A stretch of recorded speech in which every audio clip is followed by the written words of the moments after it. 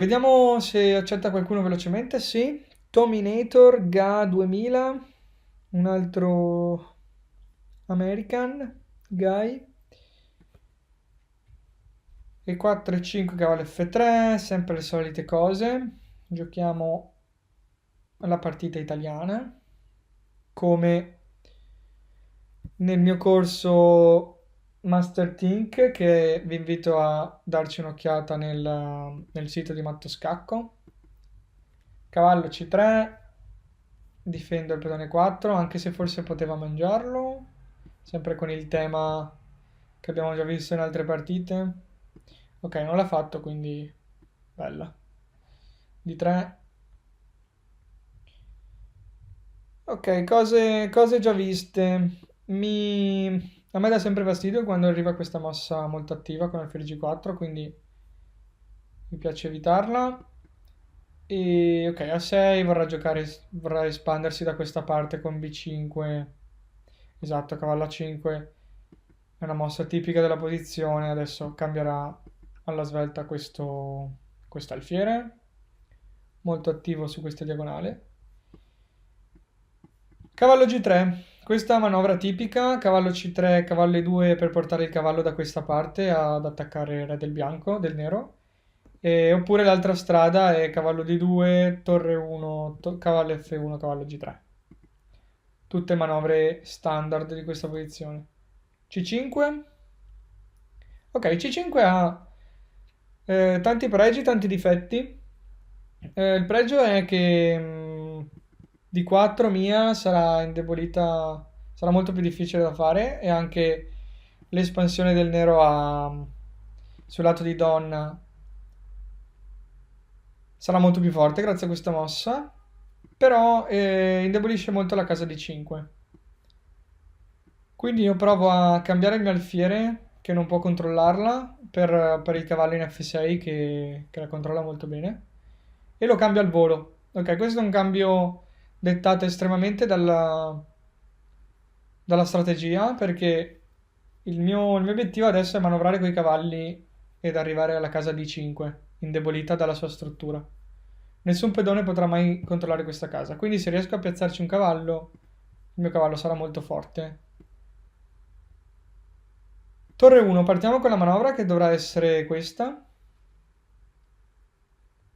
per esempio. Ho anche qualcosa di più complesso, tipo cavallo di 2, cavallo e cavallo di 5. Ok, ho paura che lui voglia aprire il centro con D5, quindi questa la gioco, anche perché chiudere tutta la posizione a me fa comodo, anche se gli do degli obiettivi di attacco sul lato di donna, sicuramente. Quindi è una mossa che anche questa ha molti pro e molti contro. Però vediamo che i miei cavalli sono più adatti per controllare le rispettive case deboli. È molto difficile immaginare come l'alfiere possa arrivare alla casa di 4, per lui è praticamente impossibile. Cavallo E3, siamo pronti per approdare nella nostra casa preferita.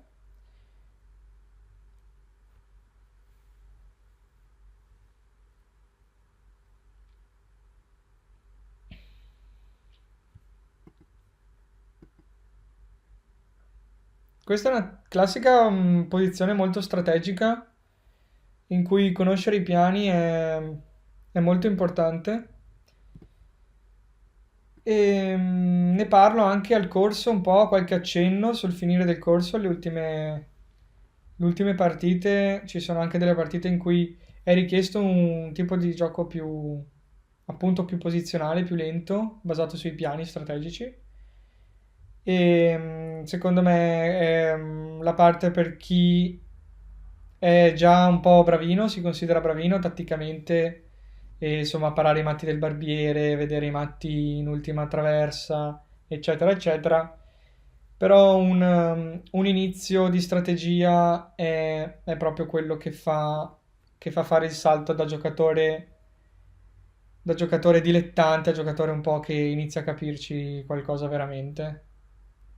Ok, era necessario arrivare in D5 con un cavallo controllato da un altro cavallo. perché altrimenti non avrei estratto il massimo dalla debolezza di questa casa. E adesso se lui mangerà io non sarò costretto a metterci un pedone, che sarebbe un po' inutile, ma potrò metterci l'altro cavallo. E quindi sarebbe andato tutto molto bene. E lui giustamente però non mangia. Ok, ho ottenuto questo vantaggio. Devo decidere come proseguire. Se proseguire sul lato di donna con mossa tipo B4 o preparare addirittura un attacco sul lato di re, ma la vedo molto più dura perché i suoi pezzi sono messi molto bene per controllare quel lato della scacchiera.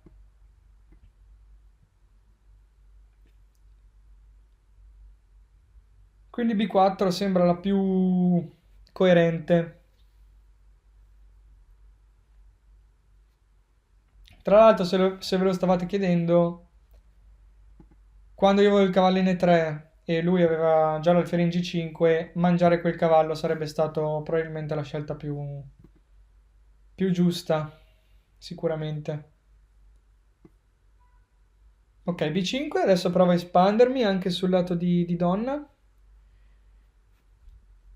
E perché no, anche B6 a questo punto mi concede di bloccare tutto e entrare con i cavalli in maniera piuttosto efficace. Perché adesso è anche minacciata cavallo C7 seguita da cavallo D5 dopo, quindi due cavalli messi completamente nel suo schieramento e molto fastidiosi. Adesso su cavallo C7 probabilmente è da prendere in considerazione il sacrificio di qualità, perché appunto se no mi attivo veramente troppo, questi cavalli diventano molto molto forti. Però ok, sarebbe già una conquista. Aver forzato questo sacrificio suo è sicuramente una, una conseguenza di questo cavallo molto forte. Donna B3, continuo questo piano, adesso ho molte colonne aperte da quella parte e lui si è tenuto comunque l'alfiere cattivo perché la sua struttura è tutta sulle case scure, non c'è possibilità ancora che lui abbia manovre di questo tipo per rendere questo alfiere degno di una torre. Ok, donna B6 è una mossa un po' stupida perché minimo minimo potrebbe avere alfiere di 8 e me la scaccerebbe subito. Devo provare a giocare B4.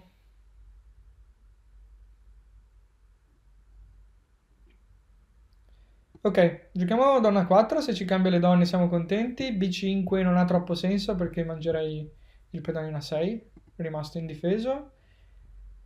Tornerà o qua, probabilmente per tenere difesa la torre. Ovviamente donna C7 seguirebbe donna per E8. Easy peasy.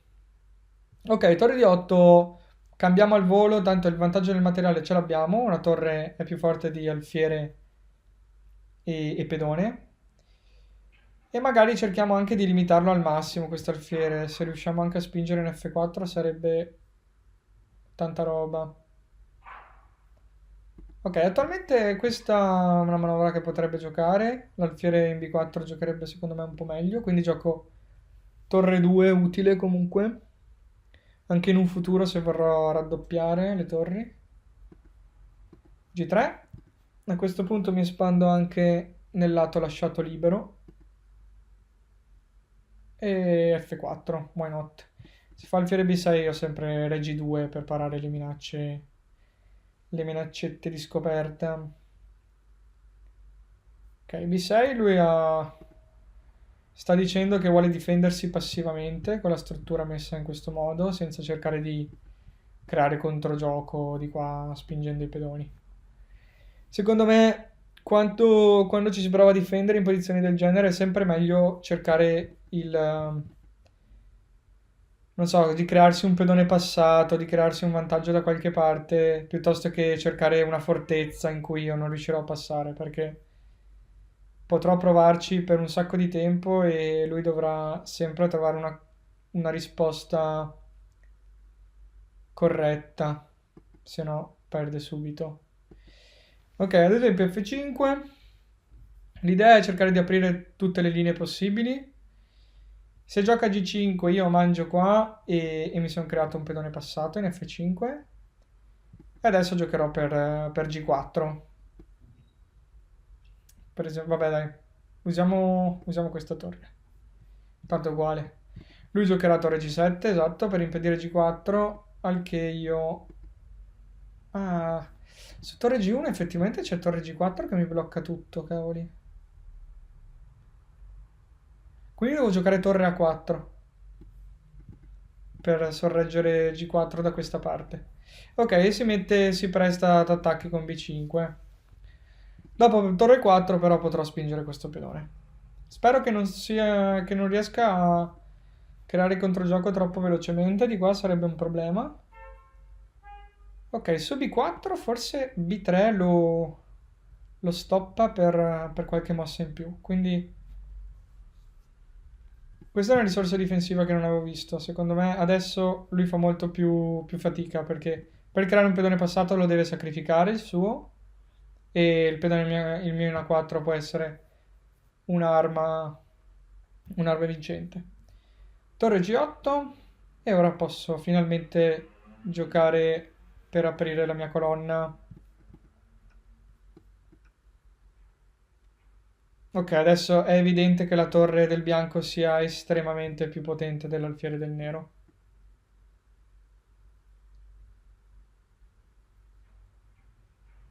Ok, sarà un po' difficile passare perché lui comunque è abbastanza roccioso.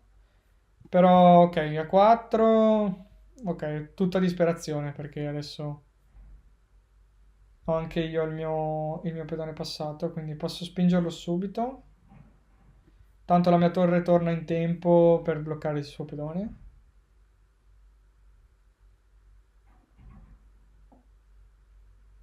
Alfiere H6. Vabbè dai, torno per non rischiare. Alfiere H6 adesso il suo piano era giocare B2 e alfiere C1. Per dopo promuovere, però è sufficiente mettersi davanti e buonanotte, questo qua vince da solo. E adesso lui probabilmente abbandonerà. Infatti, profetico. Niente, ragazzi, ci vediamo nei prossimi video tra 2 o 3 giorni e continuate a seguire il canale. E ora per continuare che cosa posso fare? Beh, innanzitutto ti consiglio di iscriverti al nostro canale in modo tale da non perderti le nuove video lezioni. E poi puoi vedere il video che è stato più cliccato in questa settimana. Ci vediamo, ciao!